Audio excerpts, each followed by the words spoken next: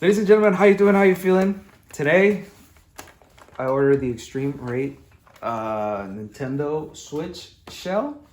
I'm gonna be switching out my Joy-Cons first because I want to see. This is probably the most difficult part. This is more difficult than the actual shell, so I want to make sure that I got these first right, and then we'll try out the shell. But I did get the Atomic Purple, so we're going back. Get me going back to back.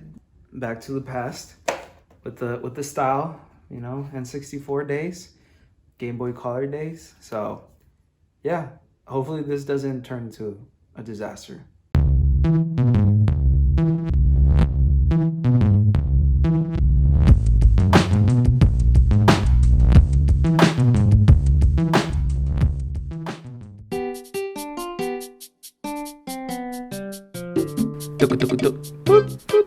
I love that song. I love that track.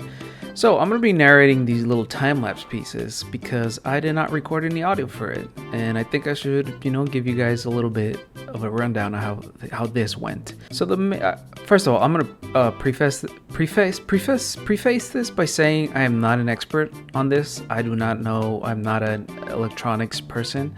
So definitely do this only if you can afford it, if you can afford destroying your Switch, and if you have experience with dealing with small electronics and you've put together circuits, motherboards, all that stuff, because it's a lot of tweezing, it's a lot of Phillips heads, it's a lot of twisting and turning, and it's a lot of patience. So far so good. I took off the back plate now. I reached the motherboard. I took out the R button. No, that's the Z. No, that's the ZL button. Check out the L button. I got the plus button. And yeah, so far so good. Just these ribbon cables are very, very worrisome. They're so fragile. So, main concern with all this stuff, the Joy-Cons are placed on 3 levels, so to speak. They're separated by a centerpiece that separates the ZL and the ZR button with the L and the R button. That is the main obstacle when putting these together and tearing them down, because the ZL and ZR buttons connect through a ribbon cable to the motherboard. And that ribbon cable is a very fragile and very precious thing. This is the hardest part of this part when you're putting it all back together, is honestly trying to keep account and keep your tools organized, knowing where your screws are, which screw goes where, if it's a long screw, if it's a short screw. Definitely also, since I was using the Atomic Purple clear case, the buttons, you can't really see what's on the buttons. You can't see the D-pad arrows, you can't really see the letters, so you kind of have to pay real close attention so you don't end up putting an A backwards or upside down. But a good measure to see how you're doing throughout this whole process is that little rail to the that actually docks your Joy-Con to the Switch. That thing still lights up every time you press a button, so it's a great way to kind of like check your progress as you go. Make sure that every single button works and every single button press is still kind of responsive. Putting back the ZL button was proven to be the hardest part so far. I got the ZL button, I got the L button. I think it's just put it all together now. Just screw it in. Another reason why I chose Atomic Purple is because I grew up with these colors. I grew up with the Game Boy color. I grew up with the N64. Atomic Purple, I never had it. I always wish I had it. I have the green, Atomic Green, I think it was called. I really don't know. It was see-through is all that matters. This was like definitely more of a work of passion, a work of nostalgic passion, so to speak. Also, again, I don't recommend doing this unless you have experience with this kind of stuff and unless you have the money to buy another Switch or another set of Joy-Cons. Now, complete transformation complete. So far everything works. Now I'm just gonna do these last few screws. First I gotta close this. Okay. Ooh, that clicked. Look at this, so far, it looks beautiful. Now let's just do these weird Y screws The hardest part has definitely been the ZL button and the ribbon that connects the ZL button to the motherboard. So fickle, so hard to get the precise angle. By the way, off to the side, I've been watching Extreme Rate's video on how to do this. I recommend it. I don't recommend the track for the video though. It's a little bit too distracting. I hope I didn't screw that up.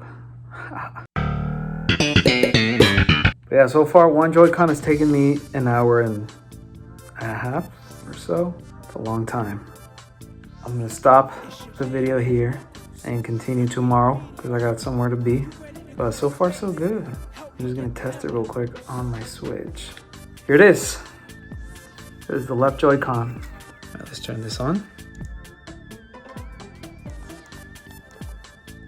Seems to work. Oh, I was playing Mario Kart. I forgot.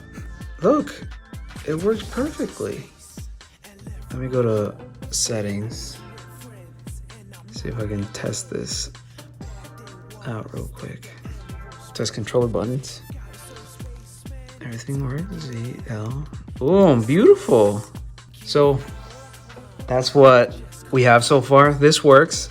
Now let's go back to we're gonna do tomorrow, the right one. I don't know, kind of purple and red kind of looks good. Yeah, I'll be back. 6.5 hours later. Ladies and gentlemen, I am back.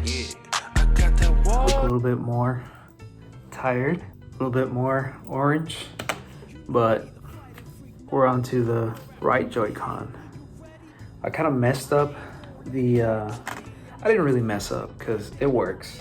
I like how it looks, but you see how these buttons, the D-pad, they're see-through. Well, I kind of didn't pay attention, right? There was also shoulder buttons that are see-through, but I didn't notice until I actually finished putting this together, and I was like, you know what?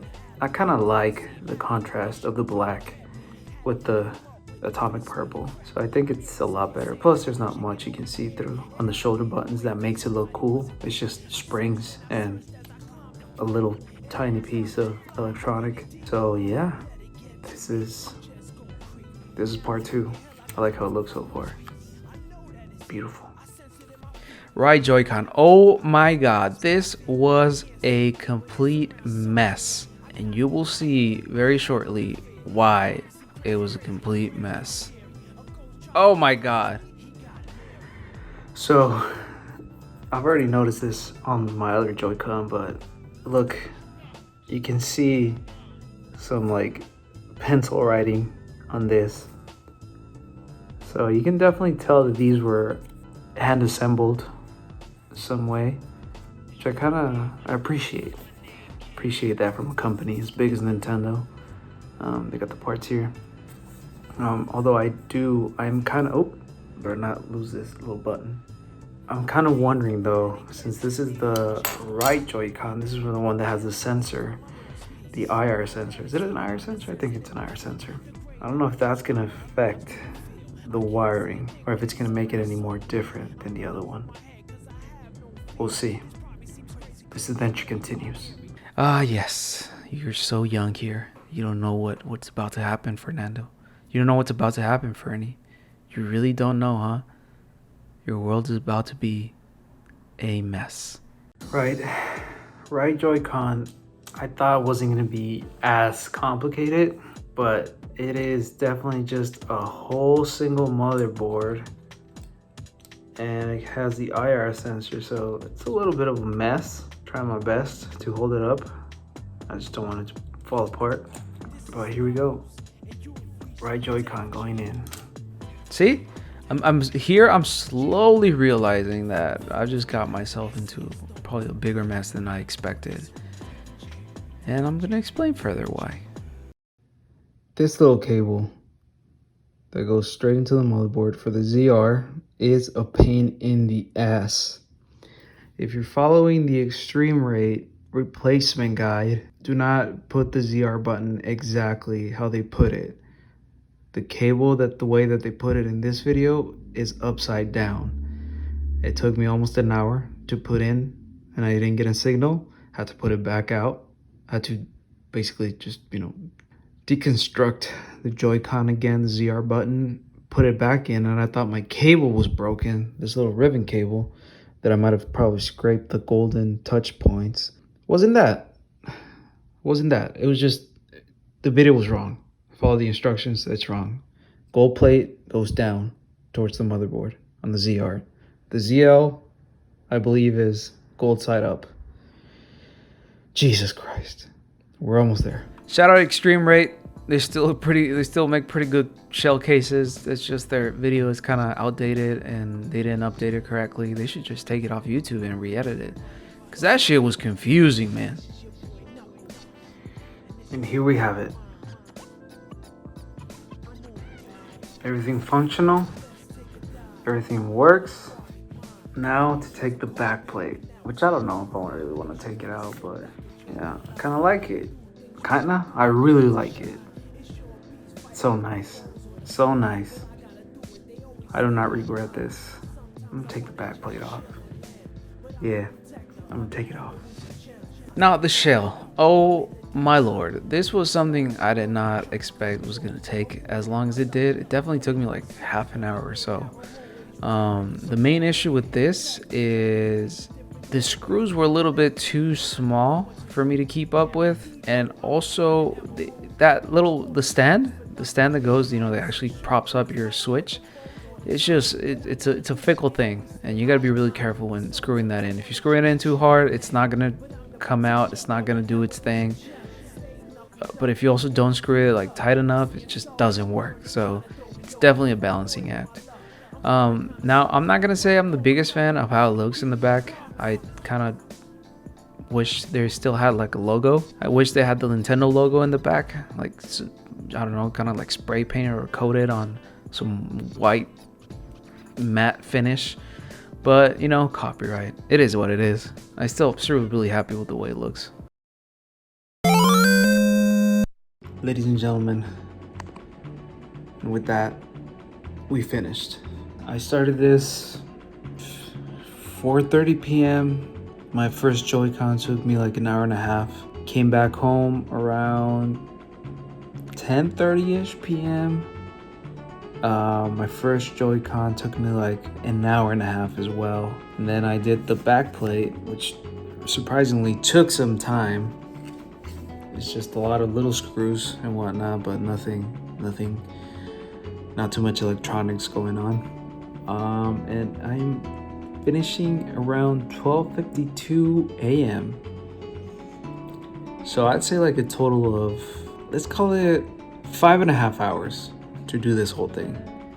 Yeah, overall I will say only do this if you're very confident with very small tools, very small screws and little springs. Those springs are a pain in the ass, especially for the ZR and the ZL buttons. I mean the R button and the L button, those were really a pain in the ass. But honestly, it seems a lot more daunting than it is. It is not that difficult. Joy-Cons are something beautiful. The Nintendo Switch is something amazing. It is the ultimate entertainment system in my opinion. It just needs it needs Netflix on there, and it needs some sort of music playing application, and I would take this thing everywhere. But yeah, Nintendo, what the fuck? Why are you making us do this? Why are you making us break your systems? You can be making so much money just by creating these Joy-Con shells on your own, or actually just selling the Joy-Cons like with this style. The amount of money you guys are losing on is astonishing. Like it's Nintendo business practices completely blow my mind. It's just amazing the type of things you guys do to just not want money. Anyways, I've been True Fernie. If you like this video, please make sure to like and subscribe. If you didn't like this video, make sure to thumbs it down. Every single little bit helps. All of the links to my socials are down below. Follow me on Twitch. I try and stream at least 3 days a week. Ladies and gentlemen, please take care of each other, but most importantly, take care of yourself.